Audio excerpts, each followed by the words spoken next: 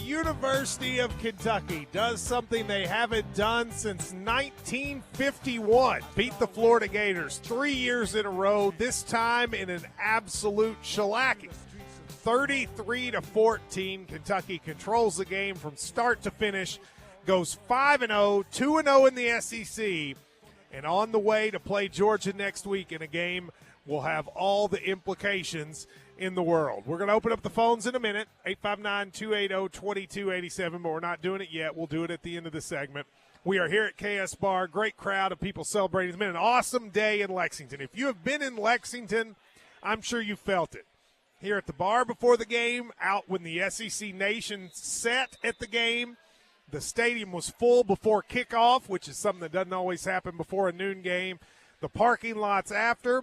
The parking lot's now here. It's been amazing, and it's a celebration in a lot of ways of UK football because even though Florida is not the best team that will be on our schedule, the history we have with that program and having lost 31 straight years, to watch Mark Stoops be able to get this program to where we not only beat Florida, we beat them 3 years in a row, we dominate two of them, and going back, you could make an argument 7 of the last 8.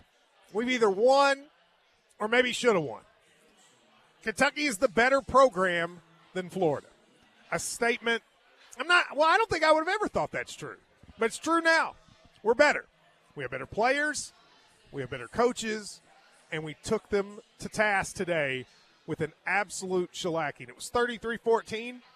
But honestly, it didn't even feel that close to me. You're probably 2 sacks away. You're probably 2 sacks away from it being 33-0. It was an amazing performance. Obviously, the big story is Ray Davis. 280 yards, third most in the history of UK football. That first half has to rank among the best halves of individual halves for a Kentucky football player that I can ever remember. Some of you folks that have been around more than me, maybe you can think of another half. Obviously, Mo Williams, 299 in a game is amazing, but 203 and a half. And it was also the way he ran. He had one breakaway where he basically wasn't touched, but the rest of them were hard-fought yards where he would take a person, break a tackle or two, and then take off. 203 yards. And he also had a receiving touchdown during that as well. It was an awesome performance by a guy that, think about the standards he had to live up to coming to Kentucky. You're following Chris Rodriguez. You're following Benny Snell. These are guys who have been dominant in the first 4 games. There have been some questions about whether or not the running game was going to work, and you answer all of them. Jesse Palmer said he's on the Heisman list. He's not going to win the Heisman because Caleb Williams is going to win the Heisman. But is it crazy to say that if he keeps playing like this, there isn't a world in which he's a consideration to be one of the people that go to New York? Probably a little early to say that, but he put himself on the radar. He'll probably be the National Offensive Player of the Week this week. Those are things that are pretty impressive. And then the defense.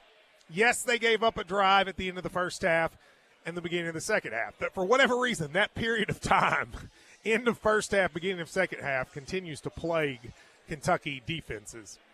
But besides that, a masterful Brad Law performance. Defensive line, what I was shocked watching the game is the offensive line of Kentucky, which we'd had a lot of questions about, controlled the line of scrimmage. But the defensive line for Kentucky controlled the line of scrimmage like they used to do to us. We used to see teams in the SEC dominate the line of scrimmage the way we did on the defensive side. Deion Walker is a force. I don't know when we've had an interior defensive lineman like him. But except for those 2 drives, guys had to make tackles, and they did. Alex Afari, Derek Jackson, Trevin Wallace. Play after play. Somebody had to make a tackle. They made the tackle. It was amazing to watch. Every time there would be a one-on-one play in space, one guy had to do it, and they almost always did it. And that's why Kentucky won. Florida, again, except those 2 drives, really couldn't get anything going. And that's a testament to Kentucky. And then their receivers weren't open. Jesse Palmer talked about that. The receivers were not open. Our guys had them blanketed. This secondary has been so much better than I think a lot of people thought they'd be. It was just dominant. And, you know, there are people out there like Freddie who are a lot better than me at breaking down X's and O's. But what I do like to see and what I think I can see are patterns. And this team, the pattern of this program, from where Mark Stoops started to now, it continues to amaze me. You know, you're going to play Georgia next week. Georgia right now is losing to Auburn. They'll come back and win. When I saw them fall behind, I went ahead and put money on Georgia because I knew they were going to win. But you're going to go into another game for the second time in 3 years where you could say, you know what? If you win this game, you can win the SEC East. That's right there for the taking. I don't expect Kentucky to win. But you know what? It's there. They have a shot. And if they run the ball like they did today, they can do it. And I never, ever would have thought that would be that could happen here. I just didn't. And just being around Lexington today, this is what the SEC has had for decades. This sort of the whole city kind of enraptured with attention and with excitement, and it's here now. And I know a lot of people say, well, Matt's, you know, a Mark Stoops, defender or whatever. Of course. Why wouldn't you be? What he's done here is amazing.